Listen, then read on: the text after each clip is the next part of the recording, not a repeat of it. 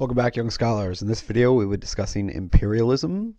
The big questions you should be able to answer after watching this video are: first, what is imperialism? Second, what motivated imperialism in the 19th century? Third, how did Western European nations imperialize nearly all of Africa, India, Southeast Asia, and Oceania? And then what are the lasting legacies of imperialism? So what is imperialism?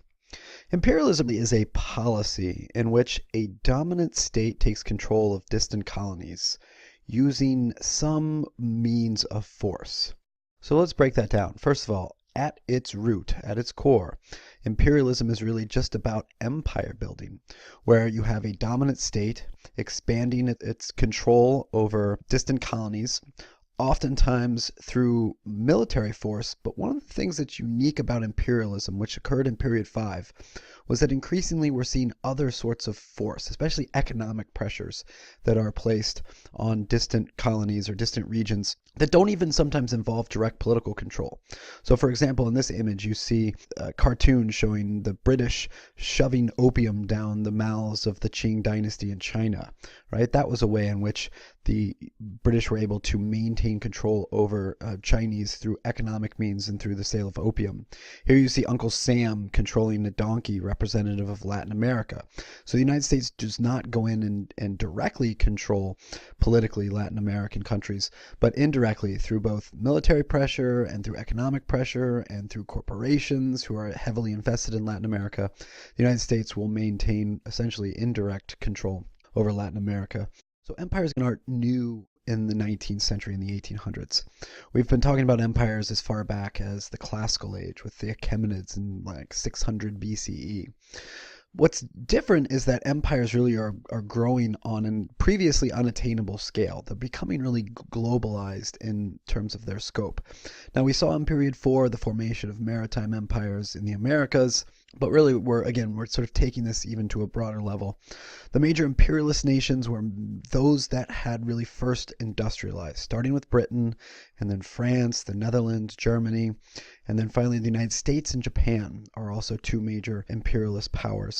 So if we kind of go back and think about period 4, we talked about what we could maybe refer to as first wave colonization, mainly between 1500 and 1750, mostly in the Americas, mainly again involving in Latin America, Spain, Portugal here. One of the things that's unique about first wave colonization was there was a number of Europeans who came over and settled and stayed permanently in the Americas and displaced many of those indigenous peoples of the Americas.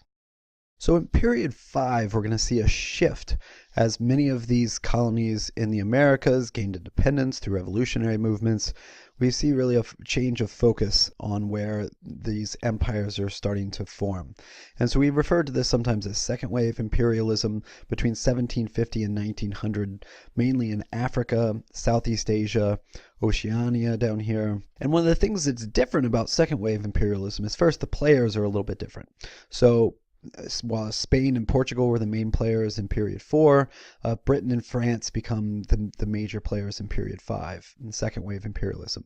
Some other major differences, with the exception really of Australia here, where there was some permanent settlement by the British, and down here in South Africa, really the rest of Africa, South Asia, Southeast Asia was not significantly occupied by Europeans who moved to these regions. Instead, they engaged in a lot of indirect rule over the territories within their empires. So what motivated imperialism in the 19th century? A number of different things. First, industrialization, the need for natural resources. We really need to make sure that we are pairing together in our minds the major movement of imperialism in period 5 and the larger changes that are taking place worldwide with the Industrial Revolution. So remember the desire for natural resources, for raw materials, and also markets to turn around and sell those finished goods. So a great example is when it comes to India and Egypt, both colonized by the British, partly because of the natural resource they possess, which was cotton. So cotton, which was being exported in mass quantities from these colonies to Great Britain, where they were being pumped through these machines, turned into finished textiles, and then the British would take those finished textiles and sell them back, oftentimes to these colonies for a profit. So be aware of that connection. India and Egypt were cotton is being produced, and ultimately Great Britain, who is taking that cotton and turning it into finished textiles. And here's why, because the British had these factories that were pumping out textiles, and the Indians, who also produced their own handmade textiles, and the Egyptians, who made their own handmade textiles, they could not compete with the British manufacturing just because of the quantity that they could produce at such a low price with such a high quality. Another example is the connection here between empire and the naming of various teas. So English breakfast tea, Yorkshire tea, these are two brands of tea, and yet how much tea is grown in Great Britain? None. There's not hardly any tea at all grown in Britain. All of the tea is grown around the world. The difference is that that tea was then imported into Great Britain, where it was manufactured, placed in tins, and then ultimately sold. And therefore, many of the teas are named after cities or towns in England. Now, some other examples. In South Africa, the Dutch and then later the British are going to discover a variety of mineral resources like gold and diamonds, which is going to lead to the growth of mining centers in colonies like South Africa. Mining is a very labor-intensive process. You need workers, and where are they going to find those workers? Are the British going to send workers down? No, they're going to extract labor from local South Africans who work in these mines in really pretty awful conditions for very low wages. And then a lot of that wealth then is flowing to British companies, British corporations like De Beers, controlled by Cecil Rhodes, a British company that made extraordinary amounts of wealth off the backs of South Africans. Another example, copper was a resource that's found both in Africa and also in Mexico. So metals, there's increased demand for metals. And U.S. corporations are going to go to Mexico, and they are going to set up mines in Mexico, and they're going to exploit labor and also extract resources from Mexico for their own benefit. Another prime example of this is in Belgium, where we had King Leopold, who established a colony here in Central Africa and the Congo region near the Congo River. And he is going to extract wealth using a coerced labor system. So Congolese men were required and forced to go into the Congo, into the forest to extract rubber, which was being utilized by the Belgians in order to produce tires for both bicycles and cars, which were new innovations right around the late 1800s, early 1900s. And if they refused to, they oftentimes had their hands chopped off. So this was a very cruel forced labor system that resulted in extraordinary focus of labor away from just growing average everyday food for people. The result was high numbers of people dying of famine, so we end up with what amounts to essentially a genocide in Congo, with estimates between 5 to 10 million Congolese people dying as a result of the policies imposed by King Leopold. Unless you think that the world has learned the mistakes of the past and that racism is no longer a thing. In certain towns in Belgium, you can buy still chocolate hands, which really just shows how evil sometimes human beings can still be. Now, a second major motivating factor was location, geopolitics. So certain imperial powers wanted to gain access or location to some strategic geographic spots. So a great example, the British had another colony in India, and so they were forced to go all the way around Africa. Well, that all is going to change in the late 1800s with the building of the Suez Canal here in Egypt, which is going to shorten the journey by about half. So the British taking control of the Suez Canal for geopolitical or geostrategic purposes. Other examples in the Americas, the United States is going to directly control the Panama Canal and is going to essentially foment a revolution in Panama for the purpose of taking control of that territory.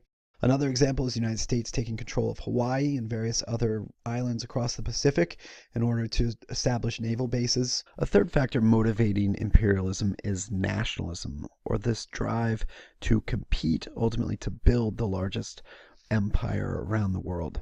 So nations wanted to achieve national superiority, and that was demonstrated by being the strongest economic power, the strongest military power, and having the largest global empire.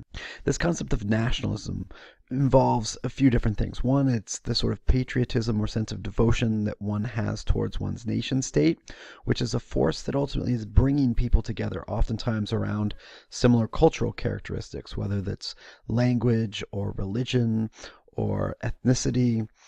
At the same time, though, we have to think about nationalism as being a force that is contrary to imperialism, because empire building really involves creating a territory that is large and diverse in terms of language or religion or ethnicity.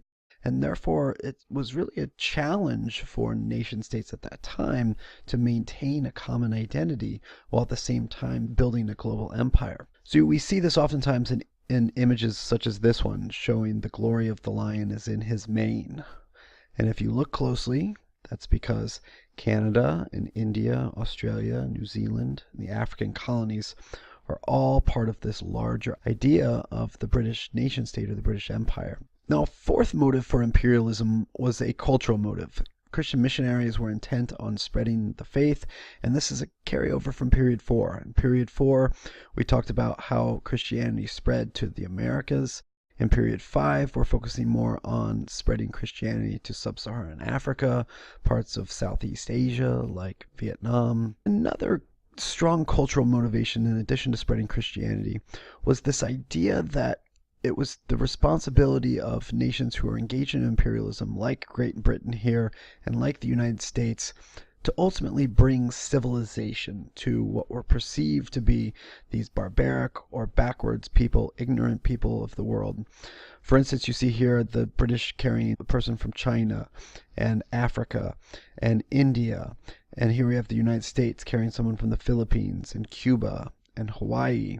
And it's images like this that should scream out to you racism, right? That this idea that it was the responsibility of the United States to civilize, to bring education, to bring civility to a barbaric or backwards people. We see it also in images like this one, showing people of European ancestry bringing civilization to the barbaric people of whether it be Africa or Asia. So a fifth motivating factor is racism, and another term for this that we'll use is social Darwinism. So tied up to this is a term that was first used in a Rudyard Kipling poem, The White Man's Burden. People of European ancestry saw themselves as more culturally advanced. And we can see it in this advertisement. The first step towards lightening the white man's burden is through teaching the virtues of cleanliness, Pear's soap. So you can see racist images like this showing people of white European ancestry literally handing soap to people of Africa or the people of Asia in order to ensure that they were sufficiently clean. And this is the idea of bringing again civilization to these what were perceived by Europeans at the time more backwards people. Another way in which we can understand this is Europeans were justifying their actions, in many cases the exploitation of labor and the extraction of resources, by asserting that they were actually benefiting the people of Africa and Asia that they were imperializing, because these people were biologically and ethnically inferior as a result of distinctions that had come about. And so this is where the term social Darwinism comes in, right? Charles Darwin was a scientist who developed a number of theories around natural selection and survival of the fittest, that certain species had characteristics that were more advantageous. And when this was applied, unfortunately, in context of race, white Europeans then utilized the distinctions that they perceived to justify some of the actions that they were taking. And so this really is a fifth justification or explanation for imperialist policies that were pursued by people of European ancestry, including the United States during this period. So the big questions you should be able to answer after watching this video were, first, what is imperialism? And second, what motivated imperialism in the 19th century? We'll address the other two questions in the next video. Thanks for watching.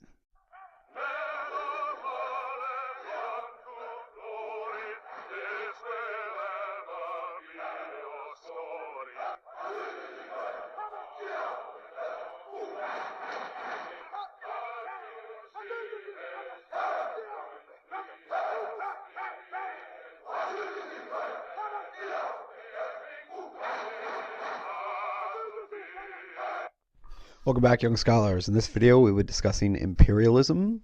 The big questions you should be able to answer after watching this video are, first, what is imperialism, like 600 BCE? What's different is that empires really are growing on a previously unattainable scale. They're becoming really globalized in terms of their scope. Now, we saw in period 4 the formation of maritime empires in the Americas, but really we're sort of taking this even to a broader level. The major imperialist nations were those that had really first industrialized, starting with Britain, and then France, the Netherlands, Germany, and then finally the United States and Japan are also two major imperialist powers. So the state expanding its control over distant colonies, oftentimes through military force. But one of the things that's unique about imperialism, which occurred in period 5, was that increasingly we're seeing other sorts of force, especially economic pressures that are placed on distant colonies or distant regions that don't even sometimes involve direct political control. So for example, in this image you see a cartoon showing the British shoving opium down the mouths of the Qing dynasty in China, right? That was a way in which the British were able to maintain control. Second, what motivated imperialism in the 19th century.